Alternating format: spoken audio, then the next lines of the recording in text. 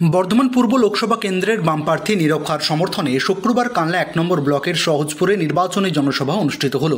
সিপিআইএমের কানলা ১ এরিয়া কমিটির উদ্যোগে এই সভায় বক্তব্য রাখেন জননেত্রী মীনাক্ষী মুখার্জি, প্রাক্তন বিধায়ক অঞ্জু কর, পার্টি নেতা তাপস চ্যাটার্জি প্রমুখ। সভা পরিচালনা করেন আলিম শেখ।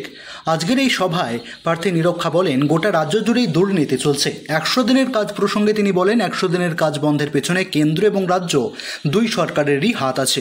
কারণ রাজ্য সরকার ১০০ দিনের কাজের টাকা চুরি করেছে, আর সেই কারণেই কেন্দ্রীয় সরকার ১০০ দিনের কাজের টাকা দেওয়া বন্ধ করে দিয়েছে। ঠিকই আছে, কিন্তু সাধারণ মানুষ প্রবল অসুবিধার সম্মুখীন হয়েছে এবং প্রতিনিয়ত হচ্ছে।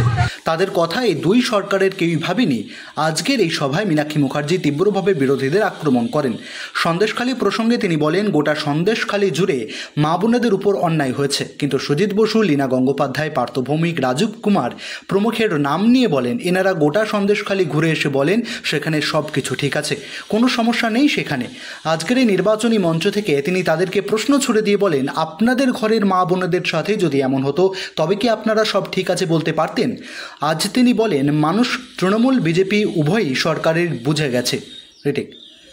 আজ তিনি বলেন, মানুষ তৃণমূল বিজেপি উভয় সরকার কি বুঝে গেছে, তাই সাধারণ মানুষ স্বতঃস্ফূর্তভাবে সিপিআইএমের পাশে আছে।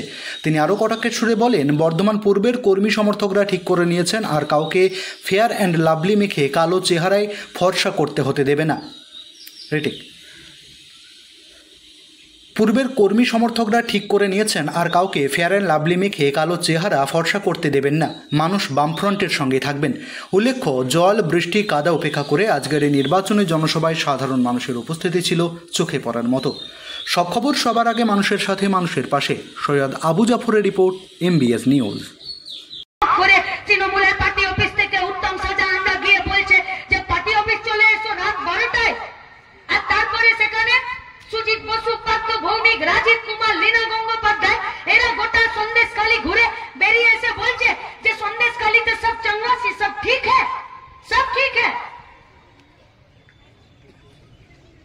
যদি তোমার বাড়ির মেয়ে ছেলেকে, তোমার বাড়ির বউকে, তোমার বাড়ির মাকে, তোমার বাড়ির মেয়েকে, তোমার বাড়ির বোনকে তৃণমূলের পার্টি অফিস রাত 12টায় ডেকে আর ভোর 5টায় যদি ছেড়ে দিত, তোমরা অম্লান বদনে দাঁত কেলানো মুখে বলতে পারতে তো যে সব ঠিক আছে?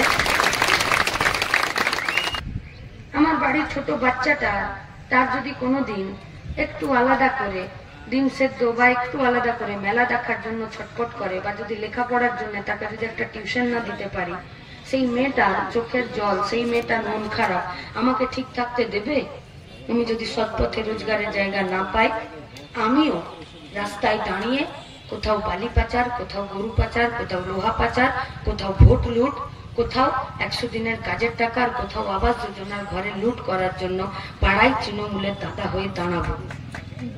আর তারপর তোমার বাড়িরই কোনো মেয়ের যদি হাত ধরে টেনে নিয়ে বেরোয়, এ পুলিশ কিন্তু আমাকে ধরবে না, কারণ তখন আমি তৃণমূলের নেতা। তার সিদ্ধান্ত আপনার।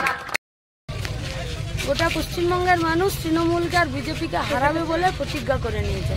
শুধুমাত্র নির্বাচন কমিশন, আপনারা যারা প্রেসের লোকরা আছেন, রাজনৈতিক দল এবং রাজ্য প্রশাসন, এদের 4 জনকে নিরপেক্ষ স্বচ্ছতার সাথে মানুষের ভোটের উপরে বিশ্বাস করতে বলুন।